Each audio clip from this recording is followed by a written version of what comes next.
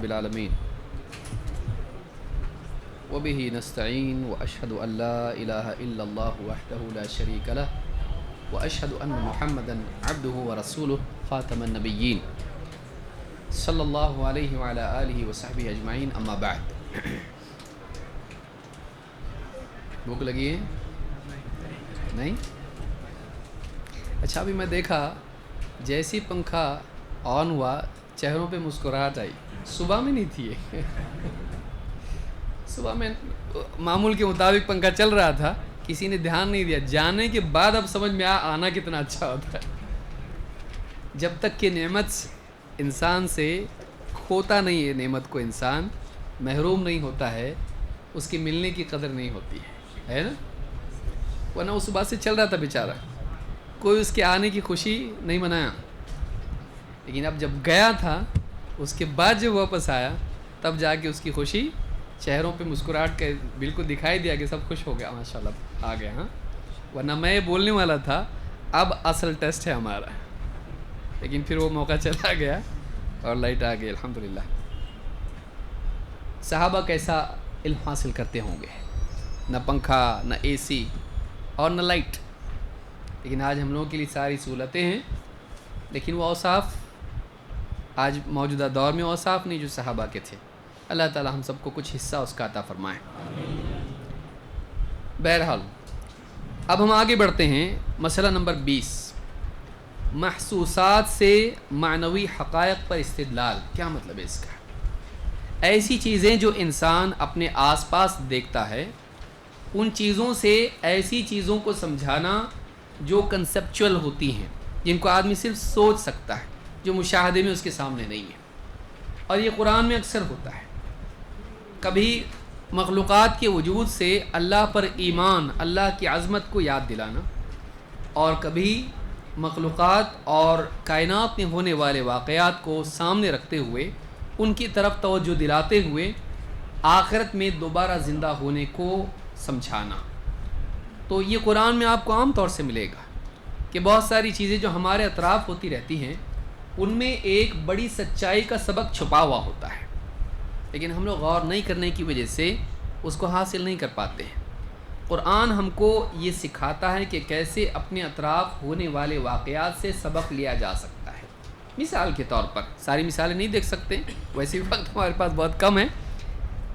اللہ تعالیٰ فرماتا ہے وَهُوَ الَّذِي يُرْسِلُ الرِّيَاحَ بُشْرًا بَيْنَ يَدَيْ رَحْمَتِهِ، وہی اللہ ہے جو ہواؤں کو بھیجتا ہے، بُشْرًا بَيْنَ يَدَيْ رَحْمَتِهِ، اپنی رحمت سے آگے آگے خوشخبری کے طور پر۔ رحمت سے مراد یہاں کیا ہے؟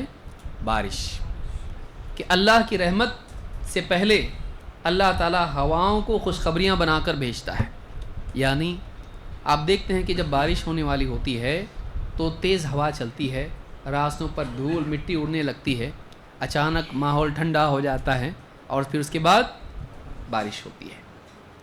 تو اللہ نے اس منظر کو بیان کیا کہ وہی اللہ ہے جو اپنی رحمت سے آگے آگے ہواؤں کو بھیجتا ہے اللہ کی رحمت کی خوشخبری سنانے کے لیے۔ حتی اذا اقلت سحابا ثقالا سقناہ لبلد میت، یہاں تک کہ جب یہ ہوائیں بھرے ہوئے بوجھل بادلوں کو اٹھائیں آگے آگے جاتی ہیں، سقناہ لبلد میت، ہم انہیں، ان ہواؤں کو، ان بادلوں کو ایک مردہ زمین کی طرف ہانک دیتے ہیں۔ فَأَنزَلْنَا بِهِ الْمَاءَ فَأَخْرَجْنَا بِهِ مِنْ كُلِّ الثَّمَرَاتِ، تو ہم ان بادلوں سے پانی برساتے ہیں اور اس پانی کے ذریعے سے ہر قسم کے پھل زمین سے اگاتے ہیں۔ كَذَلِكَ نُخْرِجُ الْمَوْتَى لَعَلَّكُمْ تَذَكَّرُونَ، ہم ایسے ہی مردوں کو دوبارہ زندہ کریں گے، اور یہ تمہیں اس لیے بیان کر رہے ہیں تاکہ تم غور کرو۔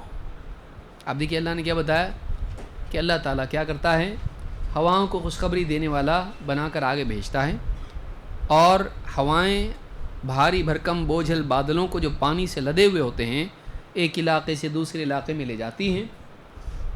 بادلوں سے پانی برستا ہے، اور پانی جب برستا ہے زمین پر برستا ہے، زمین سے اللہ تعالیٰ اس کے ذریعے سے ہر قسم کے پھل اگاتا ہے۔ آم کے پیڑوں سے آم، جام کے پیڑوں سے جام، اور اسی طرح سے پھل پھول بیل بوٹے اور گھاس پھوس سب اگ جاتی ہے. انسانوں کی غذا اور جانداروں کی غذا، تتلیوں کی غذا اور اسی طرح سے خوبصورتی کا منظر. ایک بے جان زمین میں جان آ جاتی ہے.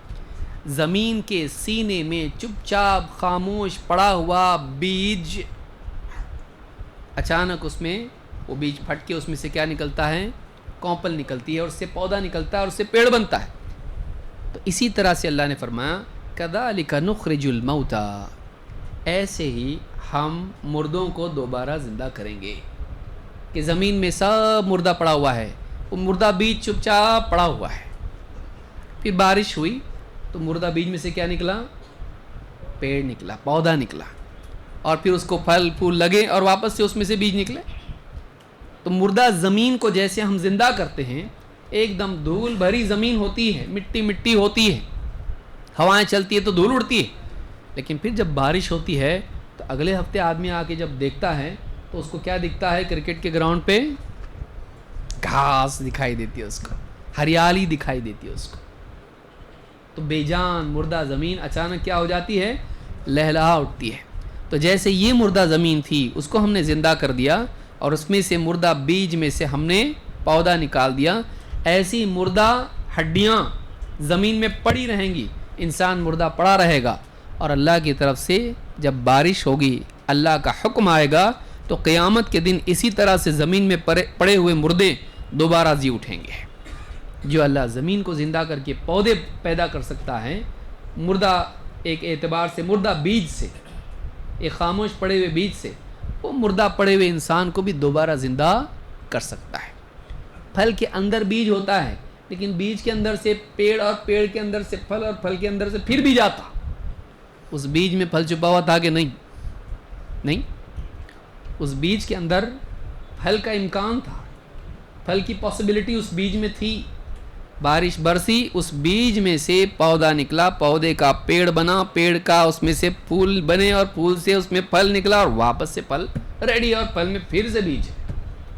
اللہ تعالیٰ بیج سے پھل پیدا کر سکتا ہے.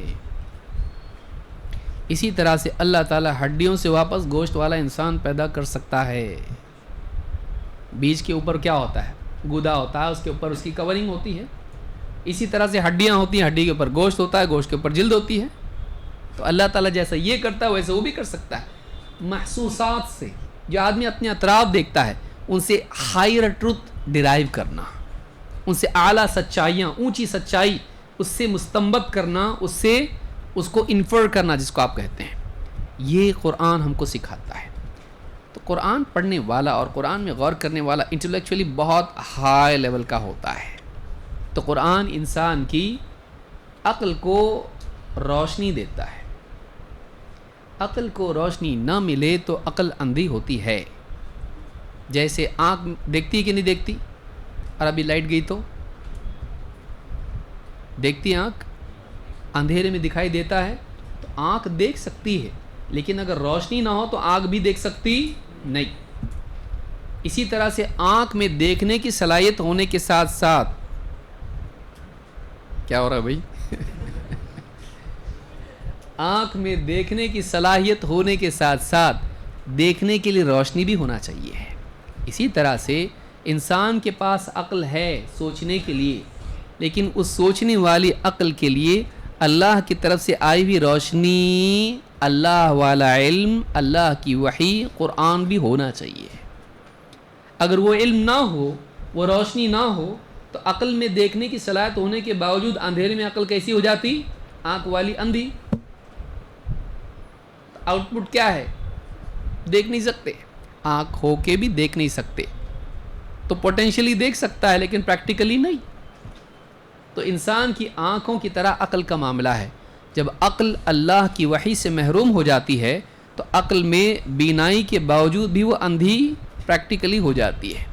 تو قرآن آپ کو وہ روشنی دیتا ہے کہ آپ کی عقل صحیح دیکھ پاتی ہے، ورنہ نہیں دیکھ پاتی اور آدمی گڑھے میں چلا جاتا ہے. تو بڑے بڑے عقل والے بھی آپ دیکھتے ہیں نا، اتنا عقل والا ہے لیکن ایسی اٹھ پٹانگ بات کرتا ہے کہ ہنس دے آدمی.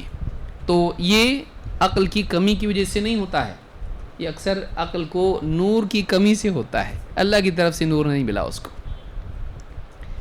تو یہاں پر یہ بات ہم نے دیکھی، قرآن میں مثالیں ہیں جس کو ایگزامپلس یا سملٹیوڈز کہتے ہیں، مثالیں جن کے ذریعے سے بات آسانی سے سمجھ میں آتی ہے۔ مثال سے بات ثابت نہیں ہوتی ہے، مثال سے بات واضح ہوتی ہے، دونوں میں فرق ہوتا ہے۔ مثال سے بات ثابت ہوتی نہیں، مثال سے بات واضح ہوتی۔ مثال کیوں دی جاتی ہے؟ بات کے سمجھانے کے لیے۔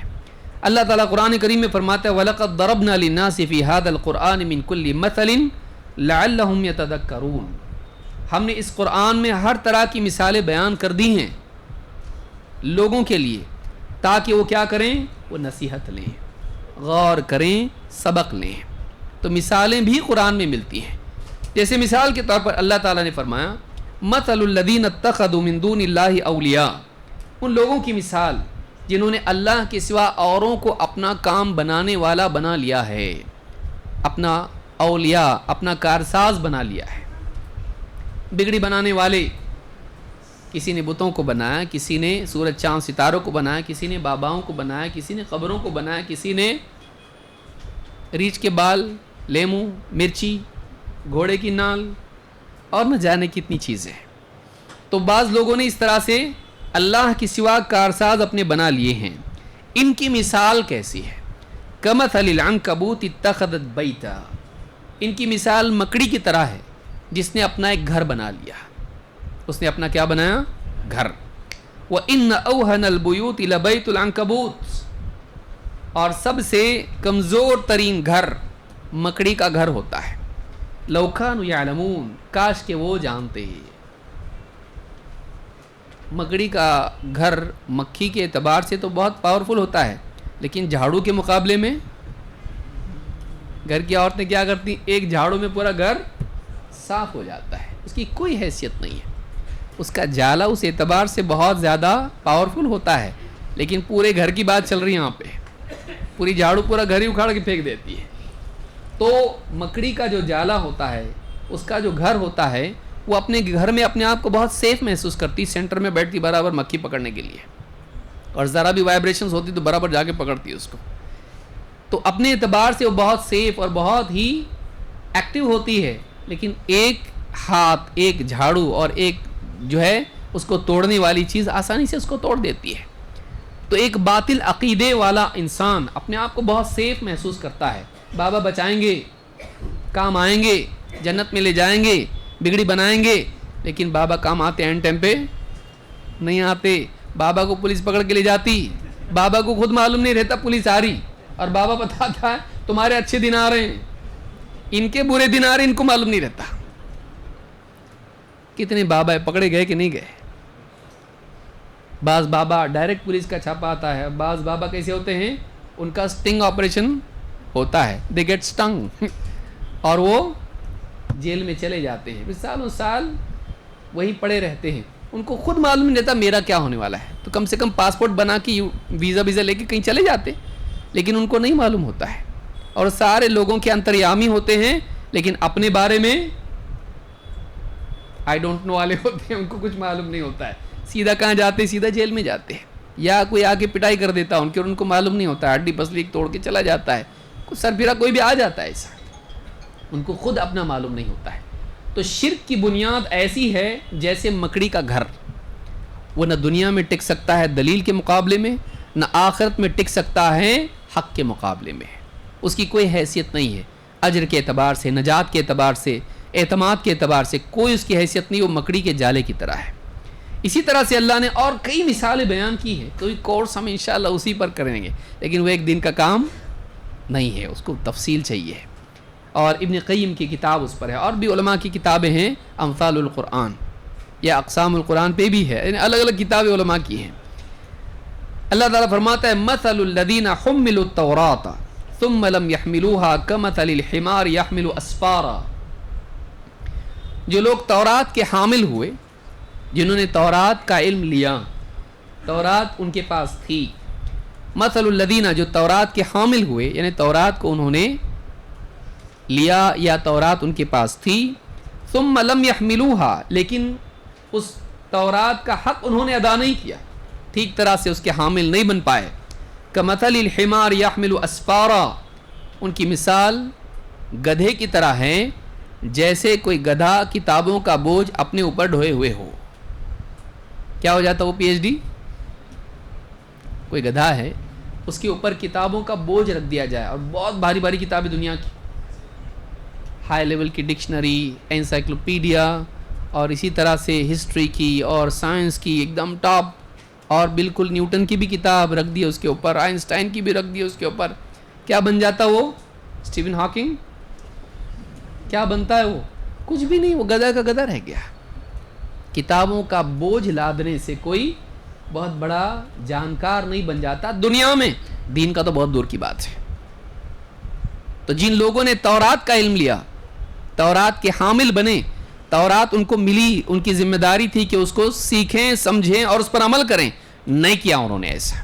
بس ہمارے پاس کتاب ہے, اور اس پر گھمنڈ کرتے رہے کہ ہم اللہ کی کتاب کے حامل ہیں, لیکن نہ اس کو سیکھا, نہ اس پر ایمان ٹھیک سے لائے, نہ اس کے مطابق عمل کیا. ان کی مثال گدھے کی طرح ہے جو کتابوں کے بوجھ اٹھائے چل رہا ہو. بئس مثل القوم الذین کذبوا بآیات اللہ. یہی مثال ہے ان لوگوں کی جنہوں نے اللہ کی آیات کو, اللہ کی نشانیوں کو جھٹلایا. واللہ لا یہدی القوم الظالمین. اور اللہ تعالیٰ ظالموں کو راہ راست پر نہیں لگاتا, منزل مقصود تک نہیں پہنچاتا. تو یہاں پر اللہ نے کیا کیا؟ مثال دی کہ جو انسان علم کی کتاب اس کے پاس ہے لیکن علم اس کے پاس نہیں, اور علم کا تقاضا وہ پورا نہیں کرتا ہے, وہ گدھے کی طرح ہے جس پر بوجھ رکھا ہوا ہے. محض کتابیں اپنے پاس رکھنے سے آدمی علم والا نہیں بن جاتا ہے. ان کتابوں کا علم, اس کتاب پر ایمان اور اس کے تقاضوں کو ادا کرنا یہ سب ضروری ہے. تو اللہ نے کئی مثالیں ایسی بیان کی ہیں, اور ان میں بہت ساری باتیں جو غور کرنے والے کے لیے رہنمائی بن سکتی ہیں. اسی طرح سے قرآن کریم میں قسمیں اللہ نے کھائی ہے. اللہ تعالیٰ کا کسی مخلوق کی قسم کھانا آنے والی بات کے لیے اس مخلوق کو دلیل بنانا ہوتا ہے کہ اس میں غور کرو, آنے والی بات کا اس سے رشتہ ہے. اور اللہ کو حق ہے کہ مخلوق کی قسم کھائے. ہم مخلوق کی قسم کھا سکتے؟ ماں قسم کر سکتے نہیں. بہت سارے کیا کرتے ہیں؟ ماں قسم. کچھ لوگ ہوتے اناج کی قسم, کچھ لوگ بچے کے سر پہ ہاتھ کے بچی کی قسم. یہ جائز ہے؟ نہیں. کسی مخلوق کی کریشن کی قسم ہم کھا سکتے نہیں. قسم کھائے تو کس کی کھانا چاہیے؟ من کان حالفا فلا یحلف الا باللہ. جو حلف اٹھانے والا ہو, قسم کھانے والا ہو, اللہ کے سوا کسی کی قسم نہیں کھائے گا. یہ شرک ہے اللہ کے علاوہ کسی اور کی قسم کھانا. پھر اللہ کھاتا ہے؟ اللہ جو چاہے کر سکتا ہے. اللہ تعالیٰ مخلوق کی قسم کھا سکتا ہے, وہ مالک ہے, اس کو اختیار ہے, اس کو کوئی پوچھ نہیں سکتا, کوئی کویشچن نہیں کر سکتا ہے, اس کو جو کرنا ہے کرے. ہم غلام ہیں, ہم بندے ہیں. اللہ نے ہم کو کہا یہ کرو یہ مت کرو, اس کو ہم نہیں بول سکتے اللہ ایسا کر ایسا مت کر. بول سکتے وہ مالک ہے, وہ بادشاہ ہے. تو اللہ تعالیٰ نے قرآن کریم میں کئی قسمیں کھائی ہیں, لیکن ان میں قسموں میں یہ بات ہوتی ہے کہ جب قسمیں کھائے اللہ تعالیٰ, کسی چیز کی قسم کھائے, تو آنے والی جو بات بتائی جاتی ہے اس کا اس سے کچھ نہ کچھ رشتہ ہوتا ہے. اللہ تعالیٰ نے آسمانی مخلوقات کی قسم کھائی, زمینی مخلوقات کی قسم کھائی, اور احوال کی قسم کھائی, رات دن اور سورج چاند. اور اللہ تعالیٰ نے اسی طرح سے قسم کھائی آسمان کی اور زمین کے تعلق سے اور کئی چیزوں کی قسمیں کھائی. اللہ نے اپنی قسم کھائی, اپنے رسول کی زندگی کی عمر کی قسم اللہ نے کھائی. اللہ تعالیٰ نے بہت ساری قسمیں قرآن میں کھائی ہیں. وقت کی قسم اللہ نے کھائی اور فرمایا والعصر ان الانسان لفی خسر. قسم زمانے کی, انسان گھاٹے میں ہے. تو انسان کا خسارے میں ہونا, اس کو بتانے کے لیے قسم کسی کھائی؟ وقت کی. اور وقت خود بتاتا ہے, انسان خود اپنے کیے پہ پچھتاتا کہ نہیں. کسی کے پاس جاؤ, بڑھاپے میں بیٹھا ہوا رہے گا وہ راکنگ چیئر پہ, انکل کیا کرنا چاہیے تھا آپ نے؟ بہت کرنے کے کام میں نے نہیں کیا, اور بہت سارے غلط ڈیسیجن میں نے لیا زندگی میں, آج یہاں ہے, کاش کہ میں واپس جا کر اس کو صحیح کرتا. بستر پہ کوئی مر رہا ہے آخری وقت میں, کیا آپ کو کیا لگتا ہے اپنی زندگی کے بارے میں؟ میں نے بہت سارے ڈیسیجن میں لیٹ کر دیا, بہت سارے غلط ڈیسیجن لیے, میں نے کرنے کے کام نہیں کیے, نہیں کرنے کے کیے. کاش کہ مجھے واپس زندگی ملتی تو میں واپس جا کے سب صحیح کر کے آتا. تو آپ دیکھیے وقت بتاتا ہے کہ یعنی انسان اپنی زندگی میں اپنے ماضی کو دیکھ کے پچھتاتا ہے. اور تاریخ میں آپ وقت کو دیکھیں, قوموں کی تاریخ کو دیکھیں, یہ تاریخ بتاتی ہے کہ انسانوں میں اللہ رب العالمین نے نبیوں کو بھیجا, جنہوں نے مانا اللہ نے ان کو بچایا, جنہوں نے نہیں مانا اللہ نے ان کو برباد کر دیا. پھر لوگوں کی زندگیاں دیکھیں, ان کا زمانہ دیکھیں کہ فلاں آدمی اچھا تھا, دیکھو بگڑ گیا تو اس کا انجام برا ہوا, یہ آدمی اچھا تھا اس کا انجام اچھا ہوا.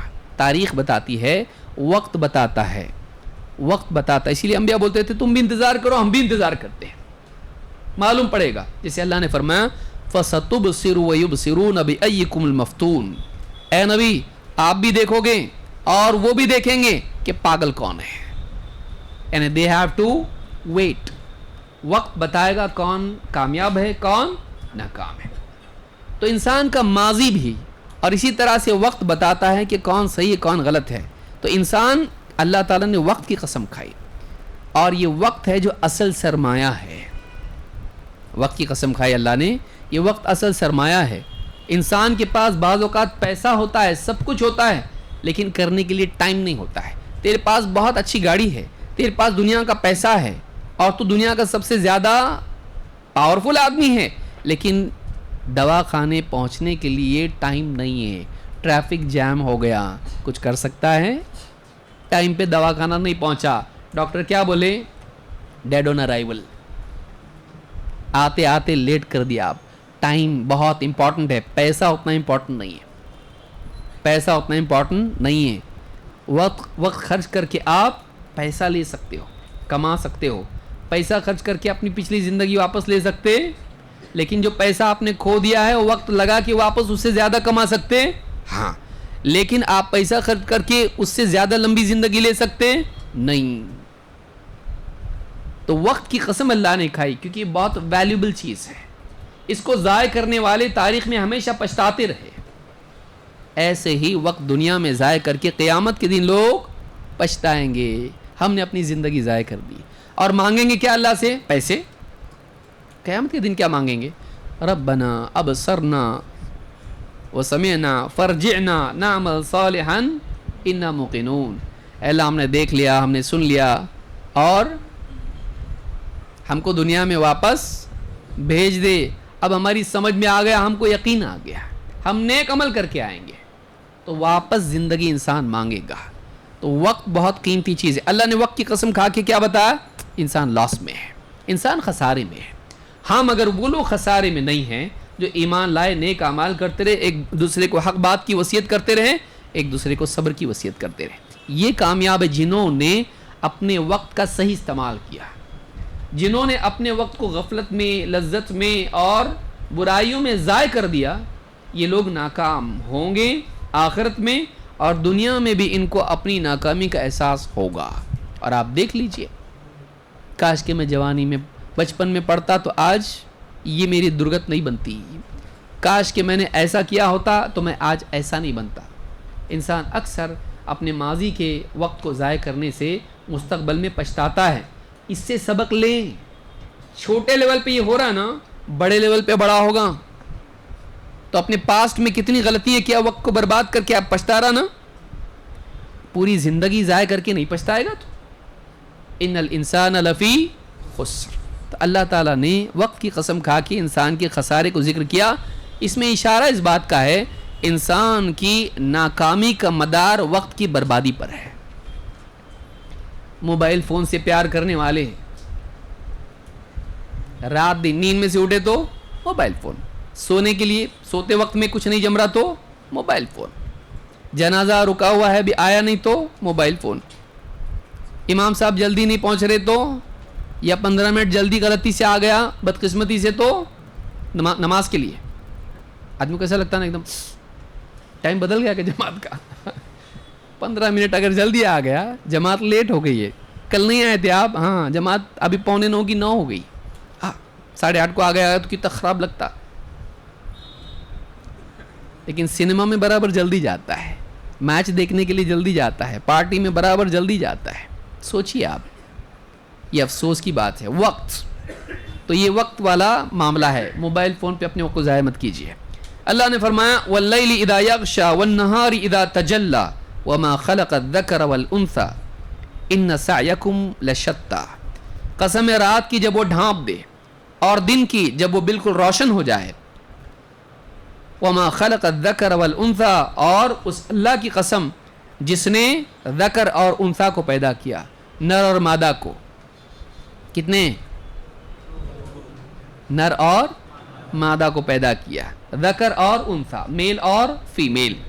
ان سعیکم لشتہ، تمہاری کوششیں بھی الگ الگ ہوتی ہیں، یعنی جیسے ان میں تفاوت ہے، رات کا معاملہ الگ ہے، دن کا معاملہ الگ ہے، اسی طرح سے مرد ہے، عورت ہے، تو ہر ایک الگ ہے، الگ الگ جو ہے یہاں پر ہیں۔ تو انسانوں کی کوششیں بھی کیا ہوتی ہیں؟ الگ ہوتی ہیں، کوئی اچھا ہوتا ہے، کوئی برا ہوتا ہے، تو اس طرح سے مطلب تفاوت ہے اس میں، تو انجام میں بھی کیا ہوگا؟ ان سعیکم لشتہ، تمہاری کوششیں بھی الگ الگ ہیں، تو جب کوششیں الگ ہیں تو انجام بھی کیا ہوگا؟ جیسی کوشش ویسا انجام۔ تو اللہ نے ان کو تفاوت کو ذکر کر کے اعمال کا تفاوت اللہ نے بیان کیا۔ اسی طرح سے اللہ نے فرمایا والضحی واللیل اذا سجا، قسم ہے ضحیٰ کی۔ ضحیٰ دن کے اس وقت کو کہتے ہیں جس میں سورج نکل کے ایک دم روشن ہو جائے، ایک دم آسمان میں بلندی پر پہنچ جائے اور دن کی شروعات ہو جائے، گرمی بڑھنے لگے۔ والضحی واللیل اذا سجا، اور رات کی قسم جب وہ ڈھانپ دے۔ وما ودعک ربک وما قلی، آپ کے رب نے آپ کو چھوڑا نہیں ہے اور نہ آپ کا رب آپ سے ناراض ہوا ہے۔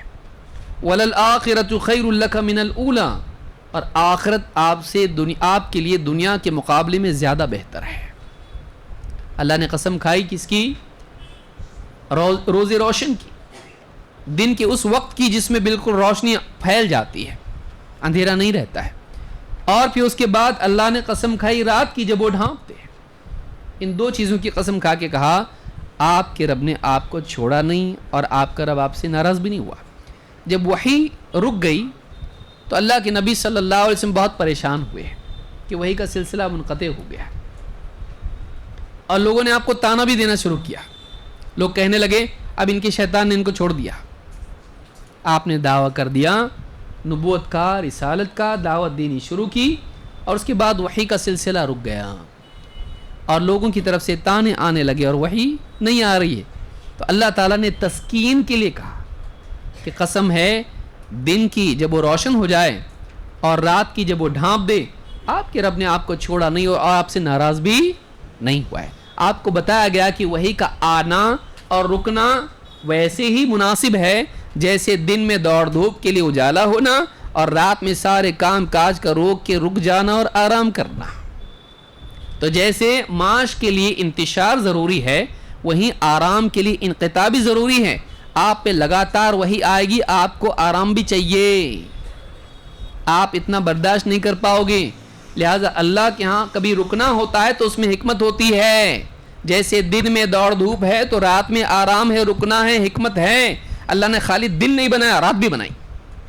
آپ دیکھیے کنیکشن کیسا ہے، یعنی قرآن میں جو بات ہے اس کو ہم کو معلوم ہونا چاہیے، تفاسیر پڑھنے سے معلوم تھا، خالی ورڈ ٹو ورڈ میں نہیں۔ اور آگے اللہ نے فرمایا وَلَلْآخِرَةُ خَيْرٌ لَكَ مِنَ الْأُولَى، اور آخرت آپ کے لیے اولا سے، دنیا سے زیادہ بہتر ہے۔ آپ کے لیے آخرت کیا ہے؟ دنیا سے، یعنی مستقبل آپ کا اچھا ہی ہوگا دنیا میں بھی، لیکن آخرت اس سے بھی زیادہ اچھی ہے۔ تو اللہ تعالیٰ نے وعدہ کیا کہ آپ کا فیوچر خراب ہونے والا نہیں ہے۔ تو یہ اللہ تعالیٰ کی طرف سے قسم ہوتی ہے، اور کئی قسمیں قرآن میں ہیں، اس پہ مستقل کتاب علماء نے لکھی ہیں۔ قرآن میں اور کیا ہے؟ قرآن میں اللہ کا حکم ہے اور اللہ نے کچھ چیزوں سے منع کیا ہے۔ قرآن میں کیا ہے؟ Dos and don'ts. اور قرآن میں گول گول بات نہیں ہوتی ہے، قرآن میں ایک دم صراحت ہوتی ہے، قرآن میں قول سدید ہے۔ وَلَمْ يَجْعَلْ لَهُ عِوَجًا، اس میں ہم نے کوئی ٹیڑھا پن نہیں رکھا ہے، بلکہ صاف باتیں اللہ کی طرف سے ہیں، بِلِسَانٍ عَرَبِيٍّ مُبِينٍ، واضح عربی زبان میں اللہ کی بات ہوتی ہے۔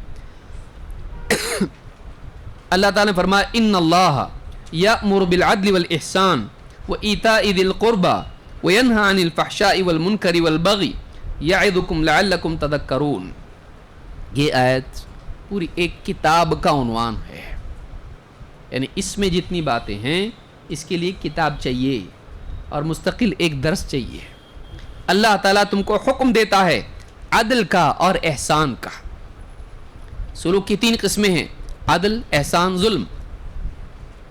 عدل کیا ہے؟ جتنا حق ہے اس کو اتنا حق دینا. احسان کیا ہے؟ اس سے زیادہ بہتر اپنی طرف سے اچھا سلوک کرنا. اور ظلم یہ ہے کہ جتنا حق ہے وہ نہیں دینا. تو اللہ نے حکم کس کا دیا؟ عدل کا بھی اور احسان کا بھی. اللہ کا حق اللہ کو دو، بندوں کا حق بندوں کو دو. کسی کا حق اس سے چھینو مت، ضائع کرو مت. اور صرف یہ مت دیکھو کہ کتنا اس نے کیا، اپنی طرف سے کرو. یہ مت بولو ماں باپ کو تم نے کتنا خرچہ کیا بتاؤ، اکاؤنٹ میں ڈالتا پیسے اتنا. ڈانٹو مت مجھ کو، میں جتنا تم نے خرچہ کیا نا میں ابھی زیادہ کماتا ہوں، میں دے دوں گا. نہیں. اسی لیے ماں باپ کے ساتھ اللہ نے سلوک کے لیے کیا کہا؟ وَبِالْوَالِدَيْنِ احسانا. ماں باپ کے ساتھ احسان کا سلوک کر. کیوں؟ اس لیے کہ تو نے جب آیا ان کی گود میں ان کو کچھ دیا نہیں تھا، انہوں نے اپنی طرف سے احسان کیا. تیرے سے کچھ لے کے دیا؟ دواخانے میں پیدا ہوا بچہ، جیب میں ڈھونڈا، ادھر ڈھونڈا، یہ لو آپ کے لیے پیسہ میں لے کر آیا ہوں اللہ کی طرف سے. دیتا؟ ننگا پیدا ہوتا، کپڑے بھی نہیں رہتے اس کے پاس، ماں اس کو کپڑے میں لپیٹتی اپنے سینے سے لگاتی ہے. تیرے پاس کچھ بھی نہیں تھا، تو برہنا آیا تھا. ماں باپ نے اپنی گود میں تجھ کو لیا، ماں نے اپنی سینے سے لگایا، اپنی طرف سے انہوں نے کیا. تو کچھ ان کے لیے پہلے سے بینک بیلنس لے کے نہیں آیا تھا. انہوں نے جب اپنی طرف سے کیا احسان، حل جزاء الاحسان الا الاحسان. احسان کا بدلہ احسان کسی اور کیا ہو سکتا ہے؟ تو احسان کی اتنی ساری شکلیں، اب اس کو تفصیل سے ہم بیان کریں تو وہ ختم ہو جائے گا ہمارا. اللہ تعالیٰ حکم دیتا ہے تم کو عدل کا، احسان کا، فرائض کا، نوافل کا، اور بہت تفصیل اس میں ہے. وَإِيتَاءِ ذِي الْقُرْبَى، اور رشتہ داروں سے، قریبی رشتہ داروں کو دینے کا. جو تمہارے قریبی رشتہ دار ہیں ان کے ساتھ اچھا سلوک کرو، جو کچھ اللہ نے تم کو دیا اس میں سے ان پر خرچ کرو. وَيَنْهَى عَنِ الْفَحْشَاءِ وَالْمُنْكَرِ وَالْبَغْيِ، اور اللہ تم کو منع کرتا ہے بے حیائی کے کاموں سے، انڈیسنسی، ولگیرٹی، اور اسی طرح سے منکر سے، برائیوں سے جو منع ہے اللہ کی طرف سے. جو ایسی چیزیں ہیں جن کو اللہ پسند نہیں کرتا، اللہ نے ان سے منع کیا ہے. اور والبغی، منکر وہ گناہ ہے جو اپنی ذات تک محدود ہو، اور بغی وہ ہے جو کسی اور پر ظلم ہو، سرکشی، کسی اور کے خلاف ٹرانسگریشن جس کو آپ کہتے ہیں. تو اکیلے میں بھی گناہ منع ہے، اور کسی اور کے خلاف بھی گناہ کیا ہے؟ منع ہے. کسی کا قتل کرنا منع ہے، اور اکیلے بیٹھ کے شراب پینا بھی منع ہے، یا اکیلے بیٹھ کے گناہ کی چیزیں بولنا، سننا، دیکھنا بھی منع ہے. چاہے وہ تنہائی میں اس کی اپنی ذات سے جڑا ہوا ہو یا پھر لوگوں کے خلاف ہو، دونوں منع ہے. اور ایسے سارے کام منع ہیں جس میں بے حیائی ہو، جس میں زنا وغیرہ اس طرح کی چیزیں ہیں. یعظکم لعلکم تذکرون، اللہ تم کو نصیحت کرتا ہے تاکہ تم نصیحت لو، تاکہ تم اس سے فائدہ حاصل کرو. تو آپ دیکھیے اللہ نے حکم بھی دیا، منع بھی کیا. اللہ نے حکم بھی دیا اور منع بھی کیا. ایسے قرآن میں کئی احکام ہیں اور کئی منع کی چیزیں. اللہ نے کہ ایسا کرو، اچھا اچھا کرو، پازیٹیوٹی. ہاں آج کل یہی معاملہ ہے نا، ایسا مت کرو، بولو مت لوگوں کو، برا لگتا ان کو تو دوست بناؤ مارکیٹنگ کے لیے، اور ان کو کبھی کرٹیسائز مت کرو. تو دنیا کا اصول آج یہ بنا ہوا ہے کہ دوسروں کو برا مت بولو، ان کی غلطی مت بتاؤ، ان کو کرٹیسائز مت کرو. How to win friends and influence people, لوگوں کو کیسے متاثر کرنا کہ گاہک ہمیشہ صحیح ہوتا ہے، کبھی غلط نہیں ہوتا ہو، اور پولیٹیشین سب پبلک جو بولے وہ مانتا ہو اس کی. آپ صحیح، اسلام ہی نہیں بتاتا ہے. صحیح کو صحیح بولو، غلط کو غلط بولو. انبیاء صحیح کو صحیح بولتے ہیں، غلط کو غلط بولتے ہیں. غلط بولنے والا پسند نہیں آتا، لیکن اس کا کام ہوتا ہے بتانا. ورنہ ڈاکٹر کے پاس گئے، کچھ نہیں ہوا تم کو، کھاؤ خوش رہو، اور سیدھا قبرستان.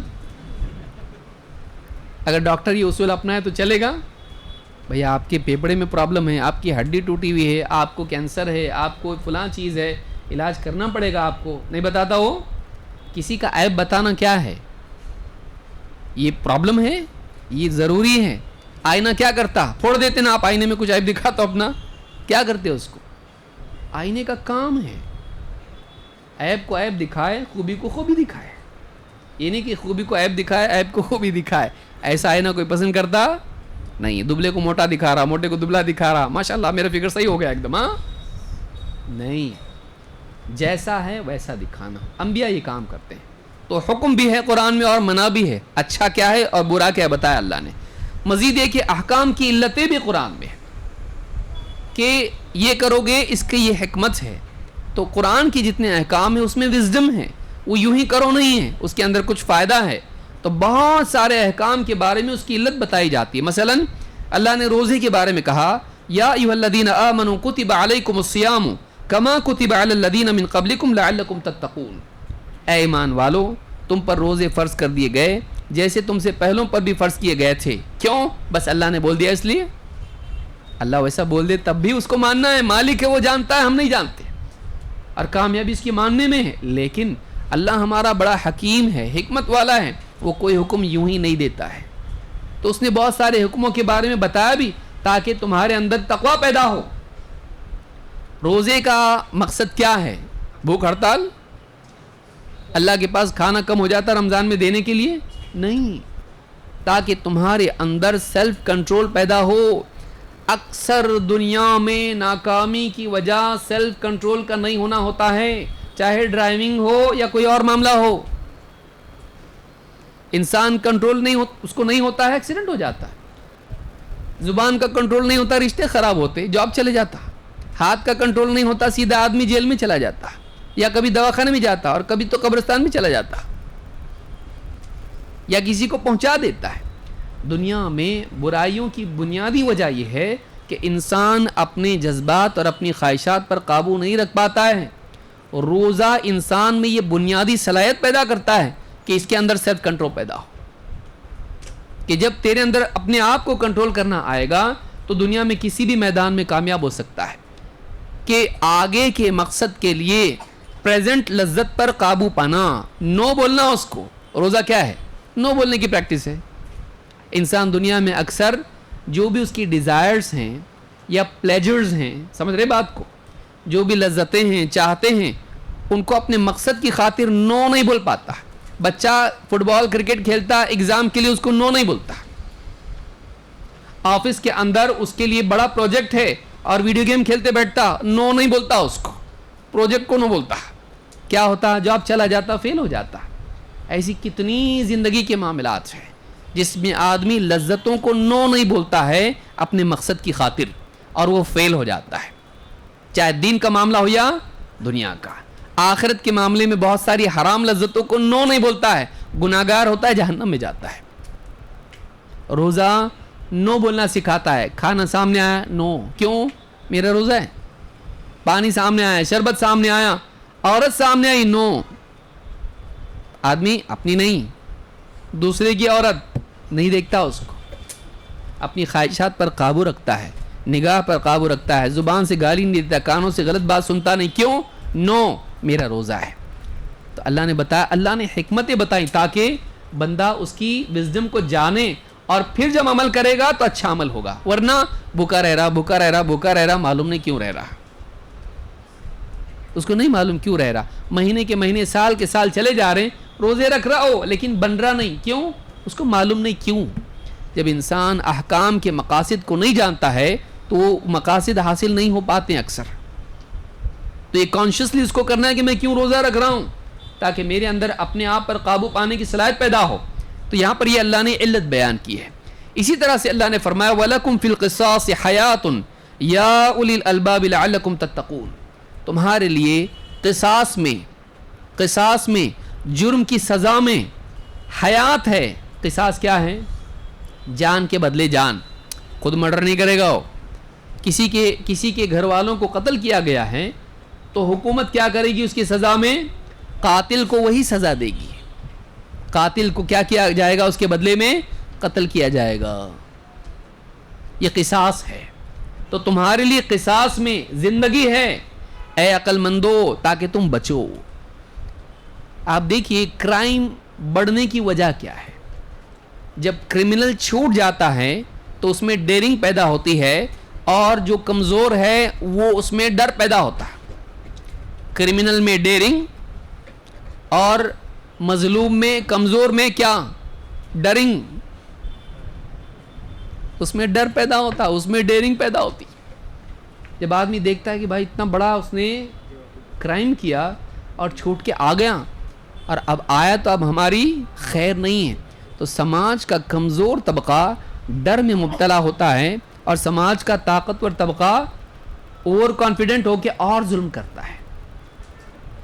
لیکن اگر مجرم کو معلوم ہو اگر میں نے ایسا کیا تو اس کی سزا مجھ کو ملے گی, اگر میں نے کسی کو قتل کیا تو مجھے بھی قتل کیا جائے گا, تو وہ 10 بار سوچتا ہے کوئی بھی قدم اٹھانے سے پہلے. جس سماج کے اندر قانون اپنی طاقت کھو دے اس سماج کے اندر جرم بڑھتا ہے, گھٹتا نہیں ہے. اسی لیے آپ دیکھیں بہت سارے ملکوں میں جہاں عدالتی سسٹم کمزور ہے, رشوت کی وجہ سے, سیاست کی وجہ سے, کمیونلزم کی وجہ سے, وہاں کرائم بڑھے گا. لیکن جن ملکوں کے اندر کرمنل کو برابر فاسٹ ٹریک پہ سزا مل جاتی ہے, کسی ایک کمیونٹی کو نہیں, سب کو, جو جیسا کرے گا ویسا بھرے گا, اس سماج کے اندر لوگ جرم کرنے کو ڈرتے ہیں. اس سماج میں جرم کرنے کے لیے لوگ ڈرتے ہیں.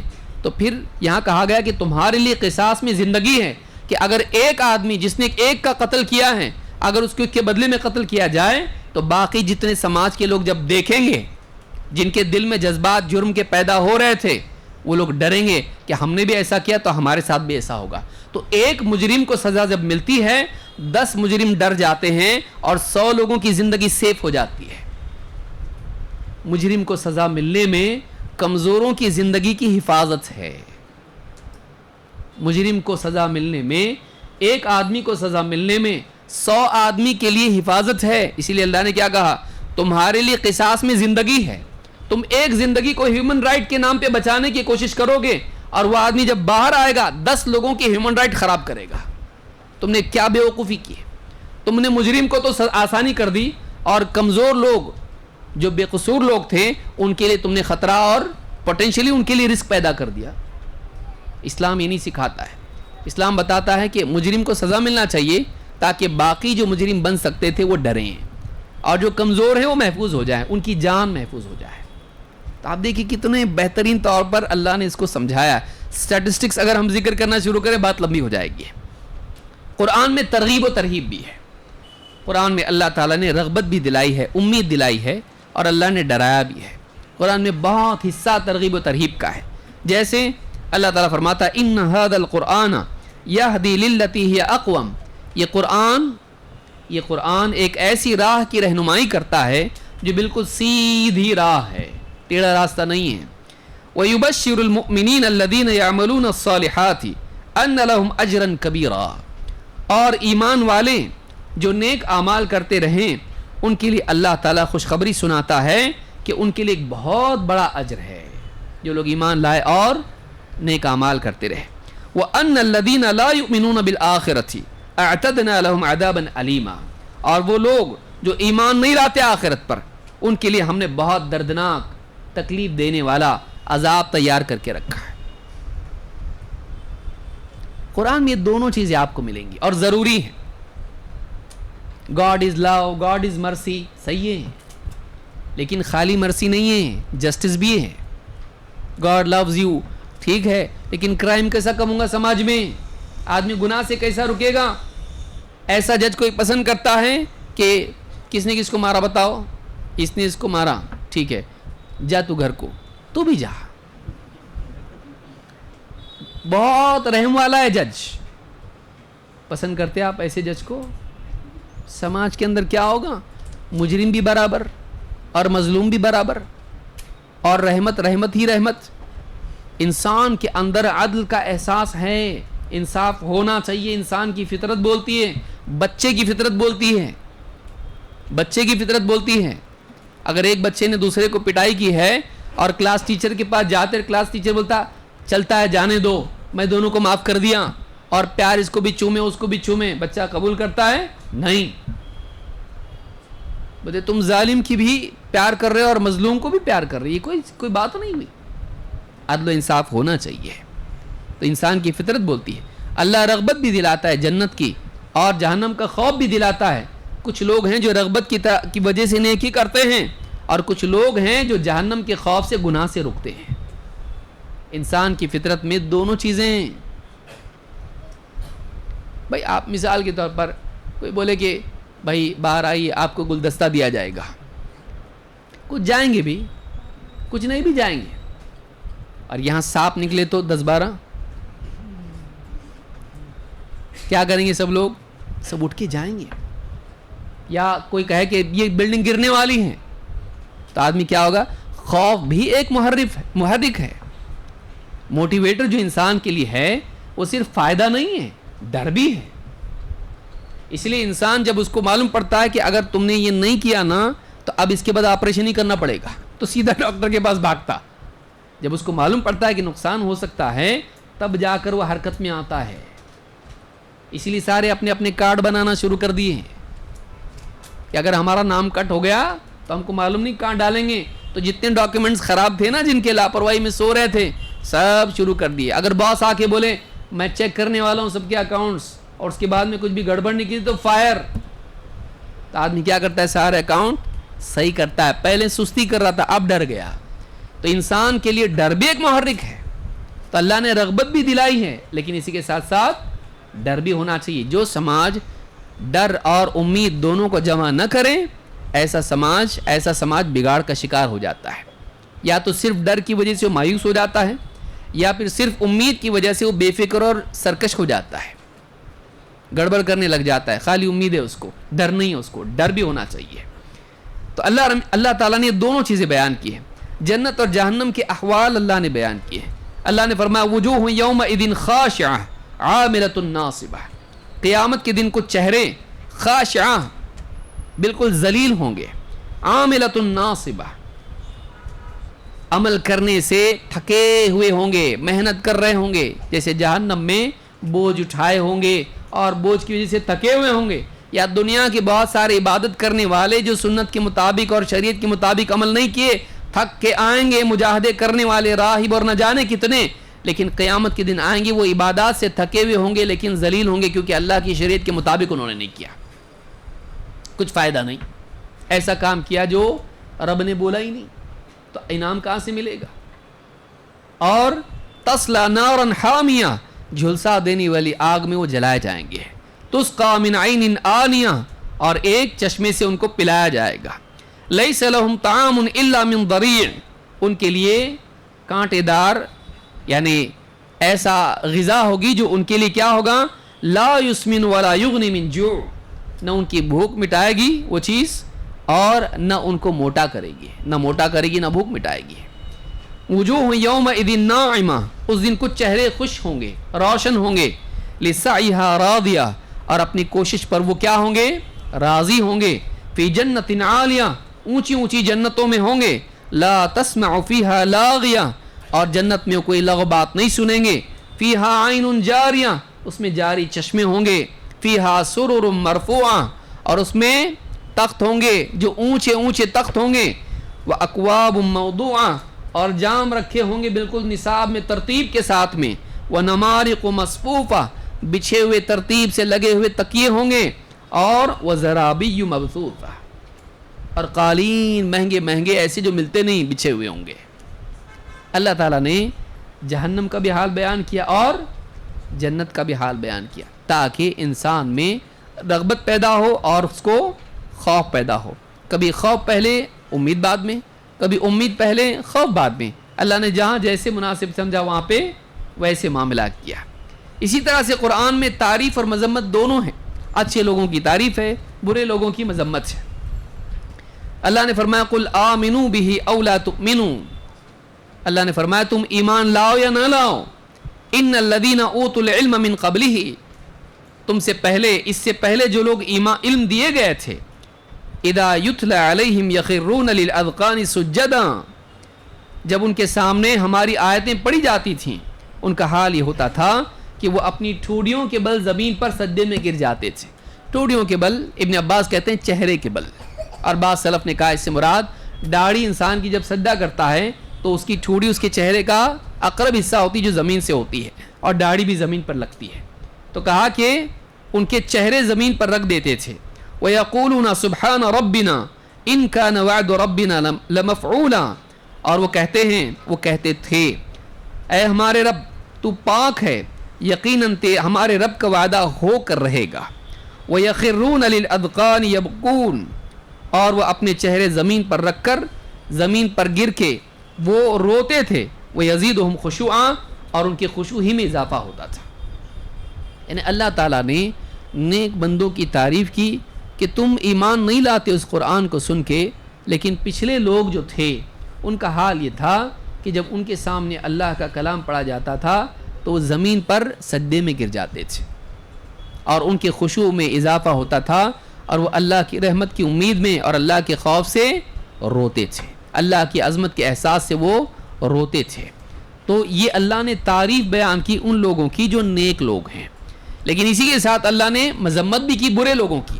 اللہ نے فرمایا وَلَقَدْ ذَرَأْنَا لِجَهَنَّمَ كَثِيرًا مِّنَ الْجِنِّ وَالْإِنسِ، ہم نے کئی ایسے لوگ جہنم ہی کے لیے پیدا کیے ہیں، جنات میں سے بھی اور انسانوں میں سے بھی۔ ان کا حال اتنا برا ہے کہ گویا ان کو دیکھ کے کہا جائے گا کہ یہ جہنم کے لیے پیدا ہوا ہے۔ ایسی بری زندگی ان کی ہے کہ ان کو دیکھ کے کہا جا سکتا ہے کہ گویا یہ جہنم کے لیے پیدا ہوئے ہیں۔ کیوں؟ ان کا حال کیا ہے؟ لَهُمْ قُلُوبٌ لَا يَفْقَهُونَ بِهَا، ان کے دل ہیں لیکن وہ ان سے سوچتے نہیں۔ وَلَهُمْ أَعْيُنٌ لَا يُبْصِرُونَ بِهَا، ان کی آنکھیں ہیں لیکن ان سے دیکھتے نہیں۔ وَلَهُمْ آذَانٌ لَا يَسْمَعُونَ بِهَا، ان کے کان ہیں لیکن ان سے سنتے نہیں ہیں۔ دل ہیں سوچتے نہیں، آنکھیں ہیں دیکھتے نہیں، کان ہیں سنتے نہیں۔ أُولَئِكَ كَالْأَنْعَامِ بَلْ هُمْ أَضَلُّ، یہ چوپایوں کی طرح ہیں بلکہ اس سے بھی گئے گزرے ہیں۔ أُولَئِكَ هُمُ الْغَافِلُونَ، یہ غافل لوگ ہیں، یہ غفلت میں پڑے ہوئے ہیں، یہ کبھی اللہ کی بات کی طرف دھیان نہیں دیتے ہیں۔ یہ چوپایوں کی طرح ہے کہ کتنی بھی بات ان سے کرو وہ بات ان کے لیے کوئی معنی نہیں رکھتی ہے، تو کلام ان کے لیے صرف آواز کی حیثیت رکھتا ہے۔ تو اللہ تعالیٰ نے ان لوگوں کی مذمت کی، برائی کی کہ جو اپنے دل کا، اپنے کانوں کا، اپنی آنکھوں کا صحیح استعمال نہیں کرتے ہیں۔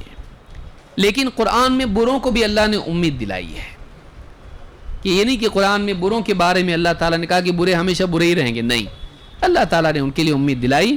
اللہ نے کہا قُلْ يَا عِبَادِيَ الَّذِينَ أَسْرَفُوا عَلَىٰ أَنفُسِهِمْ لَا تَقْنَطُوا مِن رَحْمَةِ اللَّهِ، اے نبی آپ کہیے کہ اللہ تعالیٰ کا فرمان ہے، اے میرے بندو جنہوں نے اپنے ہی خلاف حدیں پار کر دیں، گناہوں میں حدیں پار کر دیں، لا تقنطوا من رحمت اللہ، اللہ کی رحمت سے مایوس مت ہونا۔ ان اللہ یغفر الذنوب جميعا، اللہ تو وہ ہے جو سارے گناہوں کو بخش دیتا ہے۔ انہ هو الغفور الرحیم، اللہ تعالیٰ بڑا غفور الرحیم ہے۔ امید کس کو دلائی جا رہی ہے؟ گناہ گاروں کو۔ معلوم یہ ہوا کہ اللہ تعالیٰ گناہ گاروں کو بھی موقع دیتا ہے۔ یہ نہیں کہ میں نے بہت پاپ کیے ہیں، چوری کی، زنا کی، قتل کیا اور نہ جانے کتنے گناہ کیے، اب میں کتنا بھی کروں کچھ ہو نہیں سکتا ہے، اب میری گاڑی چھوٹی، اب میری ٹرین چھوٹ گئی۔ ایسا نہیں ہے، ایسا کوئی انسان دنیا میں نہیں ہے کہ جس نے ماضی میں بہت برائیاں کی ہوں اور اب اس کے لیے اچھی زندگی کی پاسبلٹی نہ ہو، اب اللہ تعالیٰ اس کو ایکسیپٹ ہی نہیں کرے گا۔ ایسا نہیں ہے، کتنا بھی ٹوٹا پھوٹا، بگڑا گرتا پڑتا کیسا بھی بندہ ہو، اگر اس کے دل میں حرکت پیدا ہو، وہ اللہ کی طرف بڑھے، اللہ تعالیٰ اس کو قبول کرتا ہے، اس کا پاسٹ اس کے پریزنٹ کو بگاڑتا نہیں ہے، بلکہ اس کا پریزنٹ اس کے پاسٹ کی بھرپائی کر دیتا ہے۔ چاہے کتنا برا ماضی ہو، آج اس کا اچھا ہے اور اللہ کی طرف آیا، توبہ کیا، معافی مانگا، اللہ کے نزدیک وہ بھی اچھا ہے۔ ایسا نہیں کہ تو نے پہلے کتنا کیا، نہیں، پہلے برا سے برا تھا، لیکن اللہ سے معافی مانگ لے، پچھلا سب معاف، پچھلا سب صاف، اور اب تو اچھا ہے اللہ کے نزدیک۔ تو اللہ تعالیٰ نے برے لوگوں کو بھی امید دلائی، بلکہ اللہ تعالیٰ نے کفار کو بھی امید دلائی، لیکن شرط کے ساتھ میں۔ اللہ کے وعدے کیسے ہوتے ہیں؟ شرط والے ہوتے ہیں۔ کیا فرمایا؟ قُلْ لِلَّذِينَ كَفَرُوا إِن يَنْتَهُوا يُغْفَرْ لَهُم مَّا قَدْ سَلَفَ، اے نبی کفر کرنے والوں سے کہیے کہ اگر اب بھی وہ اپنے کفر سے رک جائیں تو ان کا پچھلا سارا ماضی معاف کر دیا جائے گا۔ اللہ کو برا کہا، آخرت کا انکار کیا، نبی کی شان میں گستاخی کی، قرآن کا انکار کر دیا، مذاق اڑایا، ماضی میں جو کچھ اس نے کیا ہے، اگر آج وہ اپنے کفر کو چھوڑ دے، ایمان لے آئے، توبہ کرے، اپنی اصلاح کر لے، تو اللہ آج بھی اس کے سارے پچھلے گناہوں کو معاف کرنے کے لیے تیار ہے۔ کتنا پیارا دین ہے، آپ دیکھیے، ماضی میں جو بھی تو نے کیا ہو، اگر آج تو اپنی غلطیوں پر شرمندہ ہو جائے، اللہ سے معافی مانگے اور اپنی اصلاح کر لے، ان ينتہوا، اگر وہ رک جائیں اپنے کفر سے، یغفر لہم ما قد سلف، پچھلا جو بھی ہوا ہے اللہ سب معاف کرنے کے لیے تیار ہے۔ یہ اسلام ہے، اسلام انسان کے پچھلے سارے گناہوں کو معاف کر دیتا ہے، کہ ماضی میں تو نے جو بھی گناہ کیے ہیں، آج آ کے تو اسلام میں آیا ہے، اللہ سب معاف کر دے گا۔ یہ گناہ کی ترغیب نہیں ہے، لیکن سدھار کا موقع ہے۔ یہ نہیں کہ کل تو برا تھا تو ہمیشہ برا ہی رہے گا، نہیں، اس کو موقع دیا گیا ہے، اب اس کے بعد اگر اچھا جیتا ہے تو اللہ پچھلا معاف کرے گا۔ اسی طرح سے اللہ نے فرمایا، قل ان کنتم تحبون اللہ فاتبعونی یحببکم اللہ ویغفر لکم ذنوبکم واللہ غفور رحیم۔ اے نبی آپ کہیے، اگر تم واقعی اللہ سے محبت کرتے ہو تو میری اتباع کرو، اللہ بھی تم سے محبت کرے گا اور تمہارے پچھلے سارے گناہوں کو معاف کر دے گا، کیونکہ اللہ تعالیٰ غفور رحیم ہے۔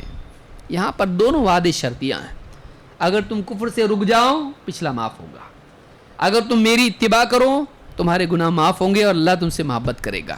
تو اللہ کے جو وعدے ہوتے ہیں وہ یوں ہی نہیں ہوتے ہیں، بلکہ اللہ کے وعدے کیسے ہوتے ہیں؟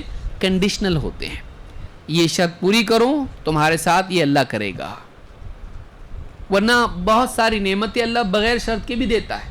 کیوں بھائی، ماں کے پیٹ میں کان، ناک، آنکھ، زبان، ہاتھ، پاؤں سب کچھ دیا، دل، گردے، پھیپھڑے اور جتنا بھی سب کچھ ہے سب اللہ نے دیا، کسی چیز کی جزا میں دیا؟ اپنی طرف سے اللہ نے دیا۔ زندگی جینے کا موقع دیا، opportunity of action and life, جو بھی اللہ نے دیا موقع، اللہ نے اپنی طرف سے دیا۔ تو اللہ نے بہت ساری نعمتیں تو بے مانگے دے دی ہیں، لیکن اللہ کی جو آخرت کے وعدے ہیں ان کے لیے تم کو دنیا میں کوشش کرنا چاہیے، اور اس کوشش کے بدلے میں آخرت میں اللہ تم کو عطا کرے گا، اور بہت تو اپنی طرف سے بھی عطا کرتا ہے، لیکن کچھ کنڈیشنز اللہ کی ہیں، کچھ کنڈیشنز اللہ کی ہے، ایمان کے بغیر نہیں، رسول کے راستے پر چلے بغیر جنت نہیں۔ اللہ تعالیٰ فرماتا ہے، یا ایھا الذین آمنوا ان تنصروا اللہ ینصرکم ویثبت اقدامکم، اے ایمان والو، اگر تم اللہ کی مدد کرو گے اللہ تمہاری مدد کرے گا اور تمہارے قدموں کو جما دے گا۔ قرآن کریم میں اللہ تعالیٰ نے واقعات بھی ذکر کیے ہیں۔ تھک گئے؟ نہیں بول رہے لیکن تھک گئے۔ ہاں، دروازہ یہاں سے ہوتا تو یہاں سے بھاگ جاتے، اتنا پھلانگ کے جانا پڑے گا، اور دکھیں گے ڈسپلے میں بھی آئیں گے۔ قرآن میں قصص و احوال بھی ہیں، کوشش کریں گے ختم ہو جائے، نہیں ہوا تو کوئی بات نہیں، ٹھیک چلے گا۔ کچھ لوگ مسکرا رہے ہیں، میرے کو گھر کو جانا ہے، بیوی یاد آ رہی، کھانا یاد آ رہا، بچے یاد آ رہے ہیں، ہاں، اور کچھ لوگ بول رہے ہیں فون آ رہا میں سائلنٹ پہ رکھا ہوں، کہاں چلے گئے، گھر کا کچھ اتا پتہ ہے کہ نہیں ہے، کہ وہیں جا کے رہنا ہے، رہ جاؤ وہیں پہ۔ کوشش کریں گے کہ ہم زیادہ سے زیادہ مکمل ہو جائے۔ قرآن میں قصص یعنی پچھلے قوموں کے واقعات ہیں۔ اللہ تعالیٰ فرماتا ہے، وَلَقَدْ أَرْسَلْنَا رُسُلًا مِّن قَبْلِكَ مِنْهُمْ مَنْ قَصَصْنَا عَلَيْكَ وَمِنْهُمْ مَنْ لَمْ نَقْصُصْ عَلَيْكَ۔ اے نبی، ہم نے آپ کے سامنے آپ کے لیے پچھلی قوموں کے واقعات بیان کیے ہیں، اور آپ سے پہلے ہم نے رسول بھیجے، اور ان میں سے آپ کے سامنے بعض کے قصے بیان کیے اور بعض کے قصے ہم نے بیان نہیں کیے۔ تو سارے رسولوں کے واقعات بیان ہوئے ہیں؟ نہیں۔ اللہ تعالیٰ نے بعض رسولوں کے واقعات، نبیوں کے واقعات ہمارے سامنے بیان کیے۔ تو معلوم ہے قرآن میں بھی کیا ہیں؟ واقعات ہیں، لیکن قرآن کے جو واقعات ہیں محض سٹوریز نہیں ہوں، بلکہ ان میں عبرت لینے کے لیے ہیں۔ ان کو دیکھو اور اپنے آپ کو سدھارو، ان کو دیکھو اور اپنے لیے سبق لو۔ اسی لیے اللہ نے فرمایا، لَقَدْ كَانَ فِي قَصَصِهِمْ عِبْرَةٌ لِأُولِي الْأَلْبَابِ مَا كَانَ حَدِيثًا يُفْتَرَى۔ یہ جو قصے ہم نے تمہارے سامنے بیان کیے ہیں، پچھلی قوموں کے، پچھلے نبیوں اور رسولوں کے جو قصے ہیں، ان میں تمہارے لیے عقل مندوں کے لیے عبرت ہے، لیسن ہے تمہارے لیے، سبق تمہارے لیے ہے کہ اس کو دیکھ کے اپنے کو صحیح کرو، اس کو دیکھ کے کیا کرو، اپنے آپ کو صحیح کرو۔ یہ گھڑی ہوئی باتیں نہیں ہیں، یہ بس یوں ہی بنائی ہوئی کہانیاں نہیں ہیں، بلکہ کیا ہیں، سچے واقعات ہیں، اس لیے بیان کیے جا رہے ہیں تاکہ تم کیا کرو، اپنے لیے اس میں عبرت لو اور اپنی اصلاح کرو۔ اسی طرح سے قرآن میں اللہ تعالیٰ نے منظر بیان کیا ہے بہت سارے معاملات کا، کفار کا، مشرکین کا، قیامت کے دن کا، اور اسی طرح سے جنت جہنم کا اللہ نے منظر بیان کیا ہے، اور اس میں ڈیٹیل آتی، وہ ایسا بولیں گے، ایسا ہوگا، انہوں نے ایسا کیا، وہ ایسا کرتے ہیں۔ تو اس طرح سے بہت ساری، بلکہ قرآن میں باڈی لینگویج بھی اللہ نے بیان کی ہے کہ ایسا کرنے والا ایسا کرتا ہے، ایسا پلٹ کے دیکھا اس نے، جھکتا ہے، نگاہ ایسی ہو جاتی، نگاہ جھکی رہیں گی اور اکڑ کے چل رہا ہے۔ ان کے لیے جسمانی اعتبار سے انسان کے مزاج کی عکاسی کرنے والے چیزیں بھی اللہ تعالیٰ نے بیان کی۔ میں اس کو آیت کو نہیں پڑھ رہا ہوں، آگے بڑھ رہا ہوں بات ہم، کیونکہ بہت ساری باتیں گزر چکی ہیں اس میں سے۔ قرآن میں پیشن گوئیاں ہیں۔ قرآن میں کیا ہیں؟ پیشن گوئی کا مطلب کیا ہوتا ہے؟ پروفیسیز، آگے کیا ہونے والا ہے، ایسی کئی پیشن گوئیاں ہیں جس میں سے ایک دو ہم دیکھیں گے۔ قرآن کریم میں اللہ تعالیٰ نے فرمایا ام یقولون نحن جمیع منتصر، کیا کہتے ہیں کہ ہم ایک ایسا مجمع ہے، ایسی قوم ہے، ایسی ٹیم ہے کہ جو منتصر ہے، ایک دوسرے کی مدد کرے گی اور ایک دوسرے کے لیے کھڑی رہے گی اور ہماری مدد ہونے والی ہے۔ سیہزم الجمع ویولون الدبر، تو قریب ایک ایسا وقت آنے والا ہے کہ یہ جو بھی ٹیم ہے، یہ جو بھی فوج ہے، یہ جو بھی مجمع ہے، یہ ہرا دیے جائیں گے، کھدیڑ دیے جائیں گے اور پیٹ پھیر کے بھاگیں گے۔ اللہ تعالیٰ نے سورہ قمر مکی ہے، مشرکین بولتے تھے ہم لوگ بہت بھاری فوج ہیں، بہت زبردست مضبوط لوگ ہیں، ہم ایک دوسرے کے سپورٹ میں بہت پاورفل لوگ ہیں، ہم لڑاکو قوم ہیں، ہم کو ہرانا کوئی آسان کام نہیں ہے۔ اللہ تعالیٰ نے مغلوبیت کے دور میں کہا ایسا بولتے ہیں یہ لوگ، ایک وقت آنے والا ہے کہ یہ ہرائے جائیں گے، کھدیڑ دیے جائیں گے اور یہ پیٹ پھیر کے بھاگیں گے۔ اور اللہ تعالیٰ نے ایسا کیا، ایسا ہوا۔ یہ پیشن گوئی تھی جو بدر کے بارے میں بتائی گئی تھی، بدر میں ایسا ہوگا، یہ ہاریں گے اور یہ پیٹ پھیر کے بھاگیں گے۔ بدر کی رات جب تھی، عبداللہ ابن عباس کہتے ہیں قال النبی صلی اللہ علیہ وسلم یوم بدر، بدر کی رات اللہ کے نبی صلی اللہ علیہ وسلم اللہ سے دعا کر رہے تھے، اللہم انی انشدک عہدک ووعدک، اے اللہ میں تجھ سے تیرے عہد اور وعد کا تجھ کو واسطہ دیتا ہوں یا تجھ سے دعا کرتا ہوں، مطالبہ کرتا ہوں، اللہم ان شئت لم تعبد، اے اللہ اگر تیری یہی چاہت ہے تو پھر تیری عبادت نہیں ہوگی، یعنی اگر تو ہم کو شکست ہو گئی تو تیری زمین پہ کوئی عبادت کرے گا نہیں۔ اسی لیے ایک اور روایت میں ہے، آپ نے فرمایا اللہم ان تہلک هذه العصابۃ من اہل الاسلام لا تعبد فی الارض، اے اللہ اگر یہ چھوٹی سی جماعت جو بدر میں آئی ہے، اگر یہ جماعت آج ہلاک ہو گئی تو زمین میں کبھی تیری عبادت نہیں ہوگی۔ کیفیت تھی نبی صلی اللہ علیہ وسلم کی، کہا اللہ اگر آج یہ لوگ بسپا ہو گئے، اگر آج یہ لوگ ہلاک کر دیے گئے، پھر زمین پہ تیری عبادت کرے گا کون؟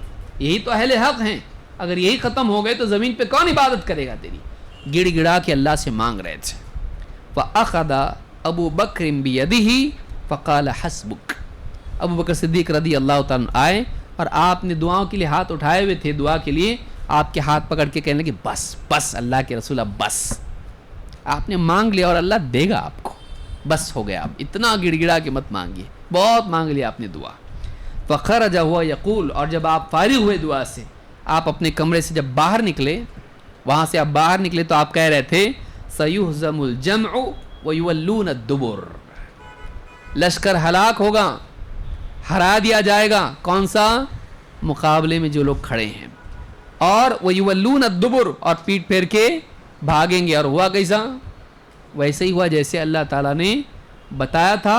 بدر میں مسلمان کم تھے، انٹرینڈ تھے، ہتھیار کم تھے، सब कुछ कम था, कमज़ोर थे, बीमार थे, सवारियाँ भी नहीं थी, तलवारें भी टूटी हुई थी, ढालें भी बहुत सारे के पास नहीं थी, जिरहें भी नहीं थी, और ऐसी हालत में मुशरिकीन 3 गुना थे, 1000, ये 313 थे, जिनमें से लड़ने के काबिल भी सारे नहीं थे, 305 308 के आसपास थे, लेकिन उनके मुकाबले में लड़े और उनको भगाया उन्होंने, और वो शिकस्त वाले वो शिकस्त पा गए।